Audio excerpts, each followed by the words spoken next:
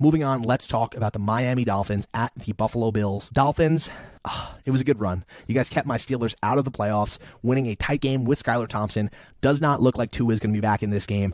The line opened at Bills -11, over-under in this game at 43.5. I saw some unfortunate news today that Tua was dealing with memory problems at the end of that Green Bay game, where he was ultimately diagnosed with his third concussion of the season. I can't help but to think that it would be a long shot for Tua to come back in this game. Obviously, Vegas agrees with me because the line here is Bills -11. If Tua was coming back, we'd probably see that line closer to 7 or 8. At 11, this game's a stay away from me. There's just no way I can trust the Dolphins, no matter how many points they're getting, if Skylar Thompson is a quarterback. And by the same token, this Bills team, despite all the positive vibes around them in the wake of the Hamlin situation, despite all the excitement, the thrills of watching Josh Allen and this team take the top off the defense, they have some very real flaws. Most notably, since Josh Allen hurt his elbow weeks ago, the injury that at one point people were worried might take him out for the rest of the season, he has not been the same guy.